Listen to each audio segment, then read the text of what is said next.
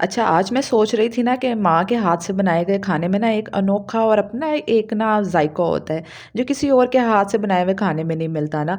तो मेरे बच्चे भी इसलिए कहते हैं कि मम्मा जैसा आप बनाती हैं ना खाना वैसा कोई नहीं बनाता। हालाँकि उन्होंने बहुत अच्छे-अच्छे खाने भी खाए हैं और मैं भी यही समझती हूँ कि मेरी माँ जिस तरह का खाना बनाती है ना वैसा मैं भी नहीं बना सकती। और अगर शादी से पहले माँ के साथ कुकिंग करवाओ ना तो फिर हाथ में वैसे ही ज़ायक़ा आता है यार जैसे आपकी माँ के हाथ का होता है। और मेरे बच्चे अक्सर मुझे कहते हैं कि मम्मा आपकी डिशेज़ ना अक्सर अम्मी से बहुत ज़्यादा मिलती-जुलती होती हैं, वो ज़ायक़ा वैसा ही होता है बिल्कुल, तो मुझे बड़ा ही ना अपने ऊपर फ़ख्र महसूस होता है। जब मेरे बच्चे मुझे मेरी अम्मी के साथ मिलाते हैं, तो आज बच्चों की ख़्वाहिश थी कि कीमा पराठे बनाएँ, तो मैंने इनके लिए कीमा पराठे बनाए और अल्हम्दुलिल्लाह हम लोगों ने सहरी भी डन कर ली थी।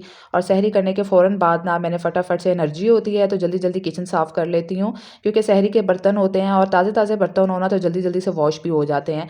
तो यहाँ मैंने ना फटाफट से सिंक साफ़ किया और झाड़ू लगा लिया और खुद से जो आप अपना किचन क्लीन करते हैं ना, तो एक अजीब-सी राहत और सुकून महसूस होता है। तो यहाँ अल्हम्दुलिल्लाह किचन मेरा नीट, क्लीन और टाइडी हो गया था।